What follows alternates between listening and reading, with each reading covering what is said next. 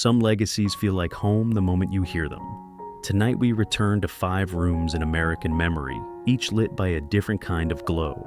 Michelle Trachtenberg carried the charge of youth from Harriet the Spy to Buffy and Gossip Girl, a Quicksilver presence who made growing up look brave and complicated. Roberta Flack taught us the quiet power of a voice that could hush a room, turning love into a spell with "The First Time Ever I Saw Your Face" and "Killing Me Softly."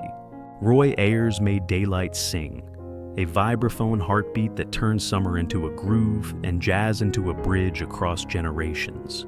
Wink Martindale invited America to play along week after week, proving that kindness and curiosity can hold a stage as surely as spectacle.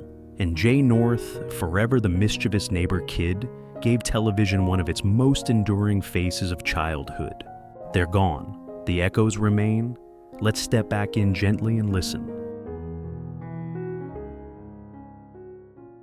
Michelle Trachtenberg grew up on American screens in real time, from a precocious kid sleuth in Harriet the Spy, 1996, to the wide-eyed, world-saving Dawn Summers on Buffy the Vampire Slayer, and later, the chaos-stoking Georgina Sparks on Gossip Girl. Before those marquee turns, she logged early credits on Nickelodeon and daytime TV, the kind of apprenticeship that taught timing, poise, and how to hold a close-up without blinking.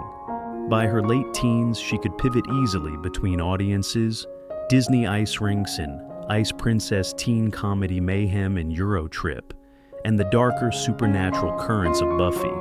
That range made her a generational touchstone. For some, she's the notebook-toting spy who gave permission to be curious. For others, she's the kid sister who made sacrifice feel real. For a new wave of viewers, she's the elegant disruptor who could tilt an Upper East Side storyline with a single smirk.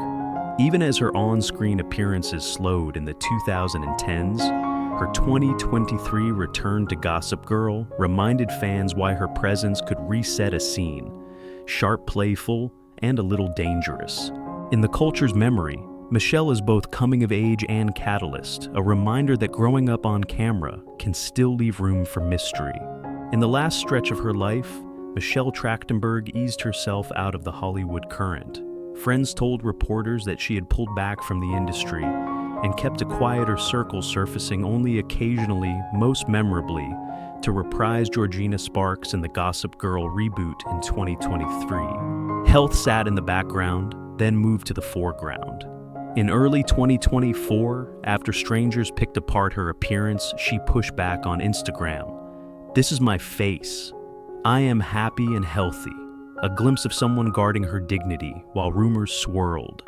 After her death, outlets reported she had undergone a liver transplant months earlier and had been really sick in the year before she died. Those close to her described long stretches of struggle. Yet the artist's engine kept turning. She was writing an adaptation of Jerry Oppenheimer's Toy Monster, which producers praised as sharp and incredible.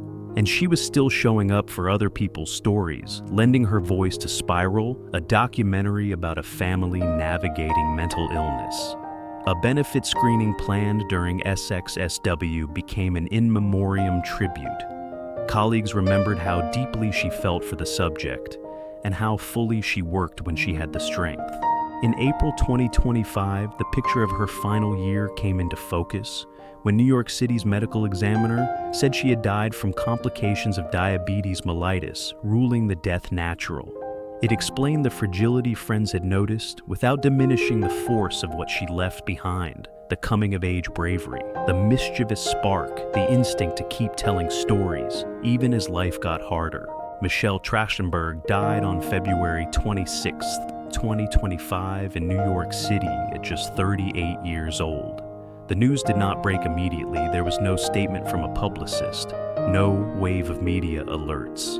Instead, it quietly surfaced weeks later through fan pages and death notices until April 16th when the New York City Office of Chief Medical Examiner publicly confirmed her passing. The cause was listed as complications from diabetes mellitus. Her death was ruled natural and no foul play or substances were involved. For many fans, the delay only deepened the sadness. The idea that someone so many had grown up watching had passed largely unnoticed by the industry she helped shape felt like a kind of cultural oversight. Some insiders said she had wished for privacy in her final months, protecting both her health journey and her loved ones from speculation. Others, particularly fans online, wished they had had the chance to say goodbye. When the news became official, it moved quickly. Tribute threads spread across Reddit, Tumblr, and X. Former co-stars and directors began to speak not in press releases, but in small, sharp bursts of memory. She was brilliant, funny. She lit things up. It was quiet, but she was never forgotten. Michelle Trachtenberg's legacy doesn't live in one role. It echoes across a timeline of moments that meant something to different generations.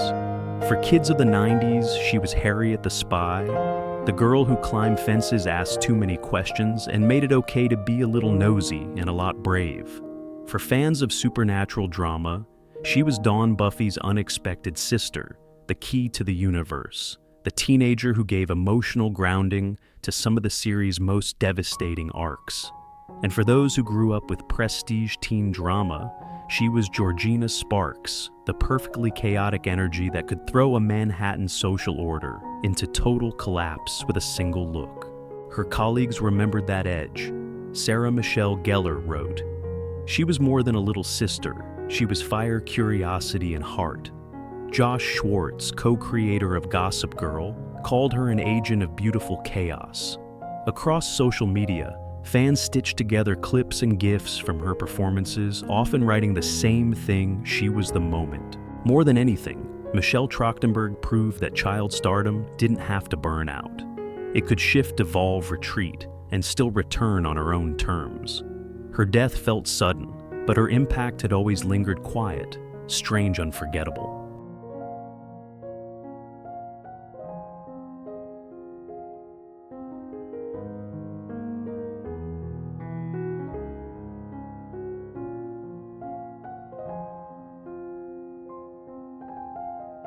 Roberta Flack didn't just sing love songs, she reinvented what they could feel like.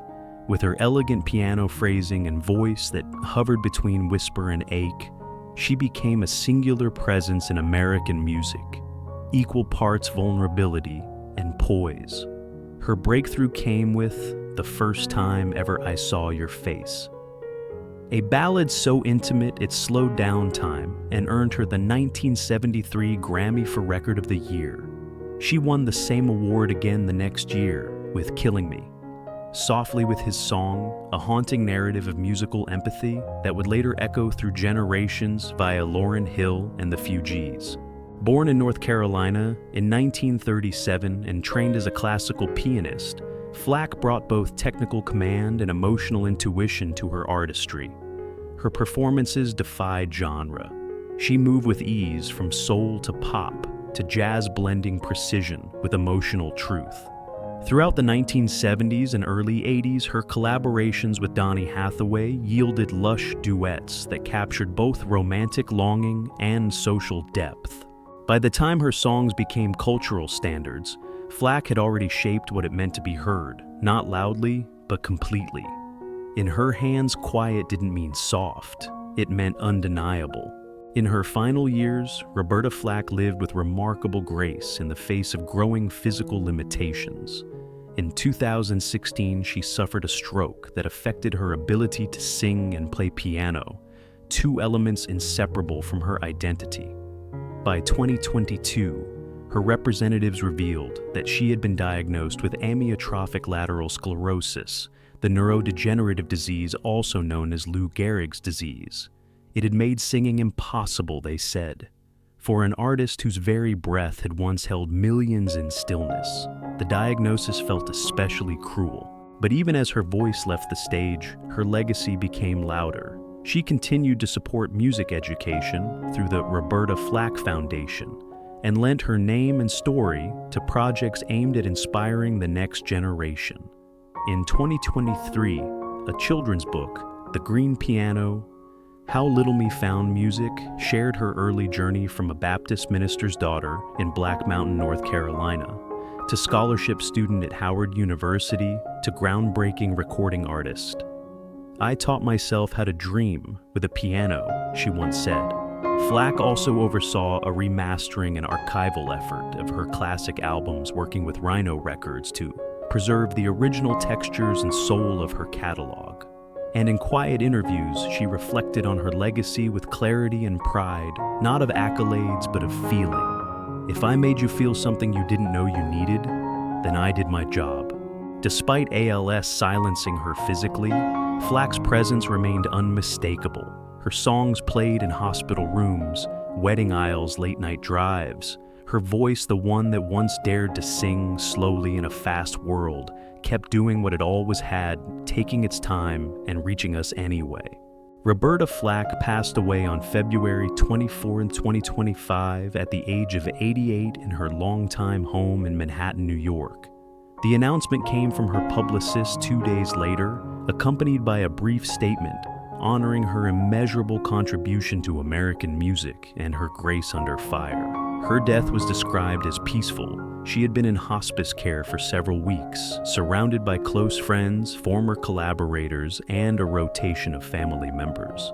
According to her caregivers, Flack remained mentally sharp and deeply reflective in her final days. She had requested that her room be filled with music, her own recordings as well as selections by Donny Hathaway, Nina Simone, and Chopin. Her longtime pianist Richard T's widow brought flowers. A hospice nurse later recalled, "She didn't speak, but when we played the first time, ever I saw your face, she smiled with her eyes." When the news became public, tributes poured in from musicians, critics, and everyday listeners who had soundtracked their lives with her voice. For many, it felt like the quiet end of an era, not dramatic, not loud, just gone, and somehow still singing. Roberta Flack leaves behind a legacy that transcends charts or genre. Her work resides in the deeper emotional registers of American music. With just a few opening notes, her voice could still an entire room. "The first time ever I saw your face" was famously used in Clint Eastwood's play Misty for Me, because as Eastwood said, nothing else captured that kind of intimacy. It later won the Grammy for Record of the Year in 1973, and Killing Me Softly with his song. A track so personal, it felt like eavesdropping on heartbreak, became a cultural phenomenon, not once, but twice. Flack was a rare artist who drew reverence from both jazz musicians and hip-hop producers. Lauryn Hill once called her the mother of soul restraint, and Questlove wrote that without Roberta Flack, the art of the quiet banger doesn't exist. Her songs were sampled, remixed, and revered because they always left room for the listener. At the Kennedy Center, the lights dimmed in her honor. Howard University flew flags at half-staff. Alicia Keys, John Legend, and Andra Day all posted tributes calling her teacher, blueprint, and unshakable grace. Her final album may have been decades ago, but Roberta Flack never faded. She taught us that music doesn't have to shout to be unforgettable.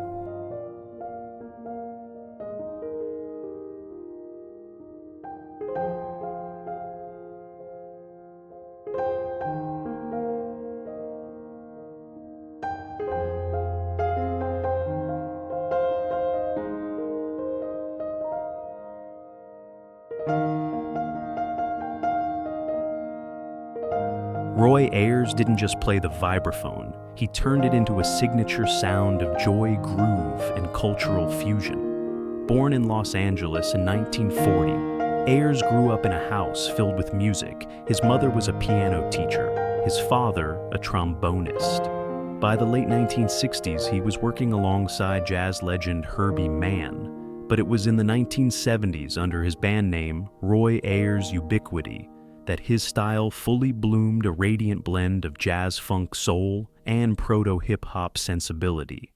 His 1976 classic Everybody Loves the Sunshine became his anthem, warm, hypnotic, and deceptively simple. With its rubbery bass line and golden refrain, it captured a generation's longing for calm and connection, and it was sampled relentlessly in the decades that followed. Ayers didn't mind, he celebrated it. "If they're lifting me," he once said, "I must be lifting them too." Through over 30 albums, Ayers became the sonic glue between genres and generations. His music bridged the spiritual jazz of the 70s and the beat-driven landscapes of 90s hip-hop and neo-soul. Pharrell Williams called him one of the architects of modern groove. To listen to Roy Ayers was to feel the sun even in the darkest rooms. In his later years, Roy Ayers became the elder statesman of groove.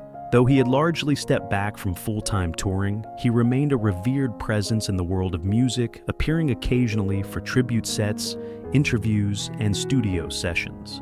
In 2020, at the age of 80, he returned to the studio to record Roy Ayers' J.I. Duos 2, a collaborative project with producer Adrian Young and Ali Shaheed Muhammad of A Tribe Called Quest. The album was a sonic bridge vintage Ayers tones, wrapped in modern production proof that his touch was still timeless.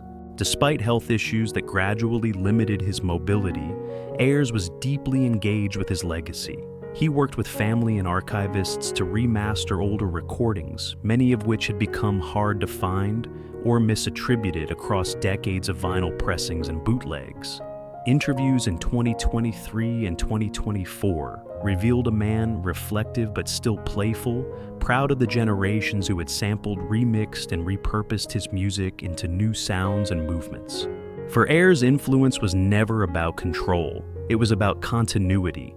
His tracks were reimagined by artists ranging from Mary J. Blige to Tyler, the Creator, and his name frequently surfaced in liner notes and Grammy speeches. "I don't need a chart," he joked once. "I'm in the bloodstream." By early 2025, close friends noted his health had declined noticeably. He had been in and out of care for complications related to kidney failure and respiratory issues, but no formal statement was made. He remained private and surrounded by family, with jazz radio still playing quietly in the background of his home. For an artist whose signature song was about sunshine, Roy Ayers knew how to live through storms and still leave warmth behind. Roy Ayers passed away on March 4th of 2025 in New York City at the age of 84.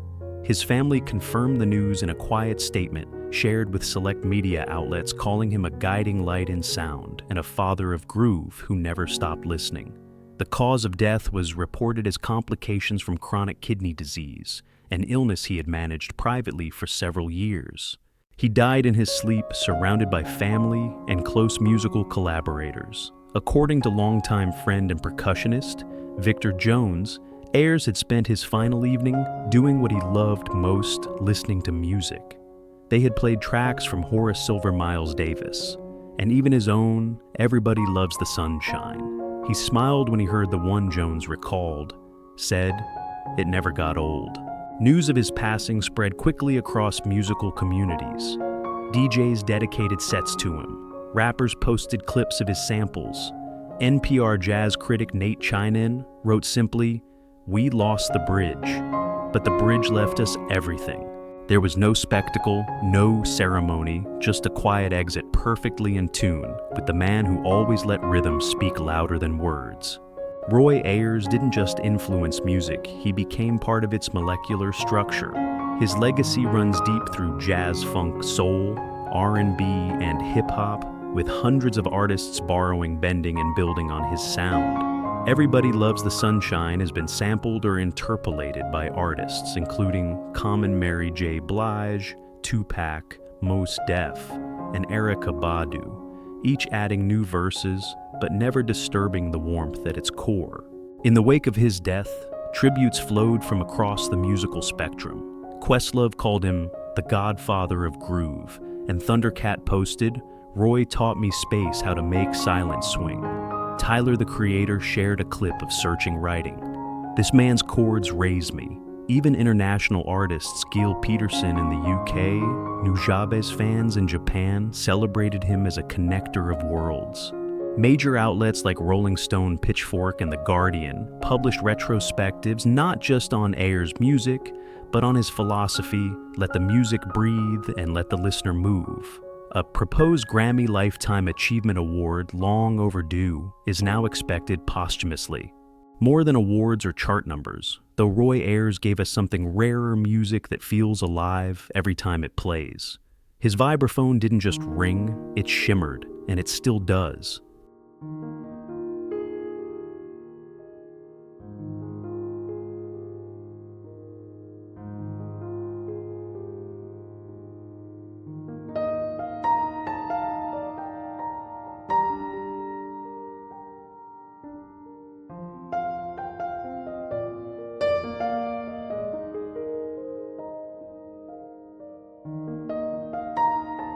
For generations of Americans, Wink Martindale wasn't just a game show host. He was a voice of steady charm in a world built on buzzer beaters and flashing lights.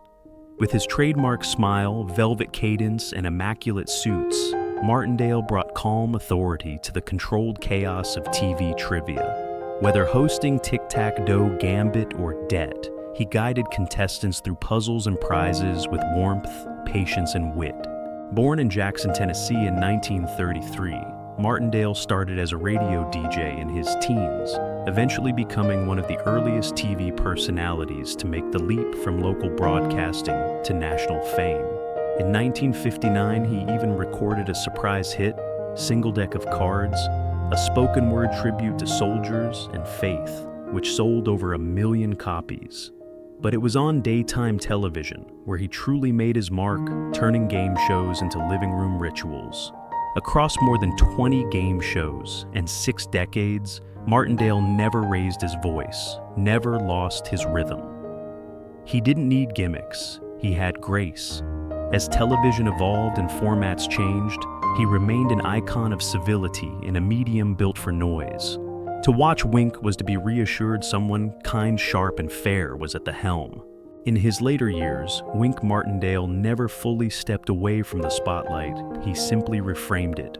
Long after the heyday of Tic-Tac-Dough and Gambit, he remained a beloved figure among fans of classic television, regularly attending conventions, granting interviews, and appearing in TV retrospectives.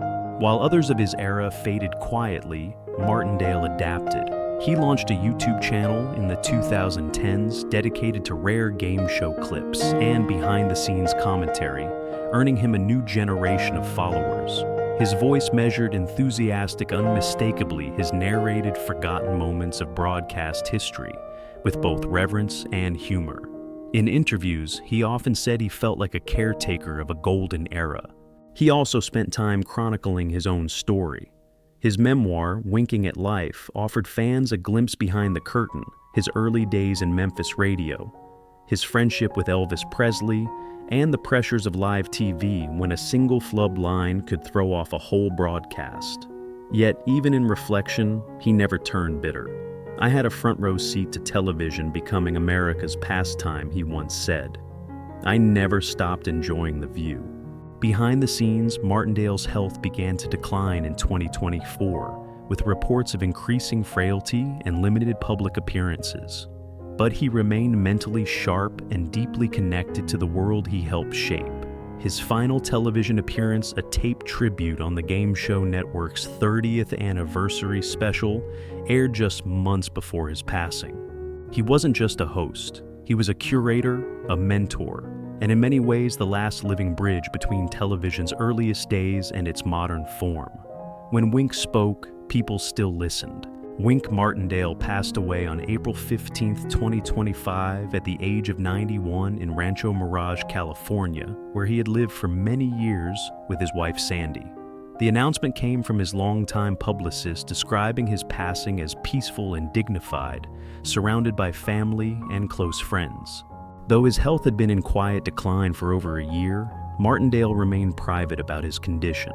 Close friends shared that he had been in hospice care for several weeks, but had stayed mentally alert, enjoying daily crossword puzzles, classic radio dramas, and fittingly reruns of Tic-Tac-Dough. One former producer noted, "Even near the end, Wink never missed a punchline or a pun." His final days were marked by a stream of visitors from across the television world. Contestants from his past, shows wrote letters. Younger hosts like Steve Harvey and Drew Carey sent tributes thanking him for laying the track they still walk today. When news of his death broke, it was covered not only by entertainment outlets, but also by mainstream networks. For millions of Americans, Martindale wasn't just a TV personality. He was a steady, familiar voice who made games feel important and people feel seen. In the end, he didn't fade, he signed off warmly and well.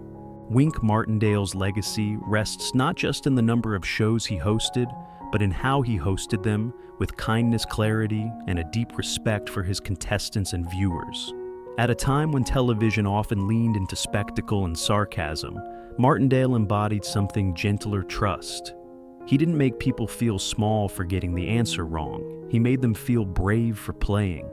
Across more than 20 game shows, Martindale became a generational touchstone. His voice was smooth as vinyl, his timing impeccable. Tic-Tac-Dough in particular became legendary, with record-breaking champions like Tom McKee turning daily trivia into national drama. And through it all, Martindale remained the steady hand at the wheel, warm, witty, never flashy.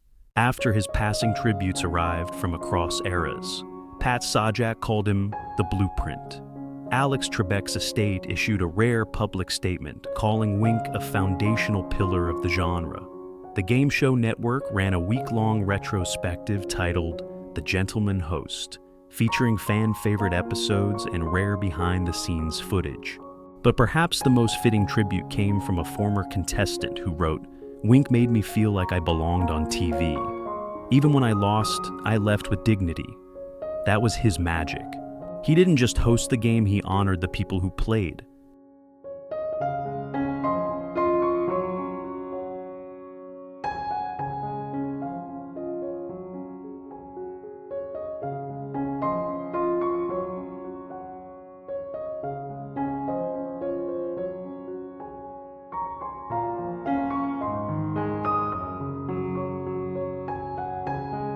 For a generation of post-war Americans, Jay North was more than a child actor. He was the child actor, the iconic face of mischief, innocence, and suburbia, thanks to his starring role as Dennis Mitchell in the 1959 CBS sitcom, Dennis the Menace.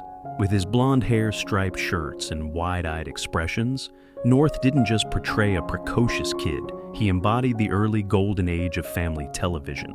Born in 1951 in Hollywood, California, Jay North began acting in commercials and radio before landing the role that would define and in many ways haunt his life. At just 8 years old, he became one of the most recognized children on American television, working under grueling studio conditions while navigating the complexities of overnight fame. The show ran for 4 seasons, but its shadow lingered for decades. After Dennis the Menace, North struggled to transition into adult roles, eventually leaving acting altogether. He found peace and privacy, later serving as a corrections officer in Florida, and becoming an outspoken advocate for the mental health of child performers. His journey from stardom to self-reclamation became a quiet but powerful story in Hollywood's long history of lost boys. Jay North wasn't just a TV icon. He was a cautionary tale and ultimately a survivor. In his final years, Jay North chose a life defined by purpose rather than publicity. After decades away from the screen, he had long since traded Hollywood sets for quieter corners of Florida, where he worked as a corrections officer and embraced a life of service and healing. Those who knew him later in life described him as gentle, thoughtful, and surprisingly funny, a far cry from the chaos he once embodied on TV. North remained deeply involved in A Minor Consideration, a support group founded by fellow former child actor Paul Peterson, aimed at protecting young performers from the same emotional and legal pitfalls they had faced. His experiences gave him credibility. North had endured intense studio schedules, physical abuse from his guardians, and the deep emotional scars of having his identity tied so completely to a fictional character. He spoke honestly about the depression and alienation he battled in adulthood, especially during years when no one wanted to hire Dennis the Menace for anything else. Yet, through therapy, advocacy, and time, Jay found peace. He began speaking at schools, film retrospectives, and child actor workshops, not to reclaim the spotlight, but to pass the torch of caution and care. His story became a rare example of someone who escaped the machinery of child stardom and lived to reflect on it with wisdom. In a 20s 20 interview, he was asked what advice he'd give his younger self. He paused, then said, "Don't be afraid to walk away. There's life beyond the set, and it can be beautiful." Jay North didn't rewrite his legacy, he reframed it. And in doing so, he became more than a face from the past. He became a guide for those trying to survive it. Jay North passed away on April 6, 2025 at the age of 73 in Lake Butler, Florida. His death was confirmed by family friend and film historian Laurie Jacobson, who had been one of his closest confidants in recent years. According to the family statement, North died from complications related to colorectal cancer, which he had been battling quietly for some time. He spent his final weeks in hospice care, surrounded by his wife, friends from his advocacy work, and several former child actors who credited him with saving their lives emotionally and, in some cases, literally. Jacobson later shared that North had requested no fanfare, no televised memorials. He didn't want people to remember Dennis the Menace, she said. He wanted them to remember Jay. In keeping with his wishes, the family held a small private service. But as the news spread, tributes began to ripple through social media and fan communities dedicated to classic TV. Former colleagues, including Gloria Henry's family and Leave It to Beaver, star Jerry Mathers offered condolences, remembering North as the kid who made America laugh and the man who taught us how to heal. He didn't chase the spotlight at the end, but when it finally returned to him, it felt deserved. Jay North's legacy is complex, courageous, and deeply human. For millions, he will always be the mischievous, tow-headed boy in Dennis the Menace, a fixture of black and white childhoods and after-school reruns. That performance, effortlessly charming, emotionally tuned, made him one of the most iconic child stars in television history. But what truly defines his legacy is what came after. North's willingness to speak openly about the trauma behind his fame marked a sea change in how Hollywood approached child actors. Decades before it became common to discuss mental health and industry accountability, he was already sounding the alarm first in interviews, then in private counseling sessions with at-risk youth. He turned his pain into purpose. Through a minor consideration, he mentored dozens of young performers, helping rewrite outdated labor laws and pushing for psychological protections on sets. His life became a blueprint not for stardom, but for survival. When news of his passing broke, it wasn't just nostalgic fans who mourned, it was mental health advocates, legal scholars, and fellow survivors of the child star machine. His name trended not for scandal, but for strength. As one tribute put it, Jay North was never just Dennis. He was every kid who needed help and never got it until he helped them himself.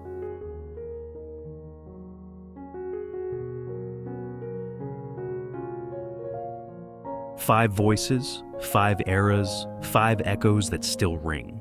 Michelle Trachtenberg reminded us how fiercely youth can shine, even when it fades too soon.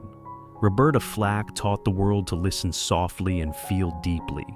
Roy Ayers made sunlight swing, giving us rhythm that refuses to grow old. Wink Martindale brought civility to a noisy medium and made everyday people feel like stars. Jay North showed us not only how fame can wound, but how healing is its own kind of legacy. As we say goodbye, we're not just remembering faces, we're honoring what they left behind, laughter, lyrics, lessons, and lives that mattered. If any of their stories touched your own, let us know in the comments. Which memory stays with you?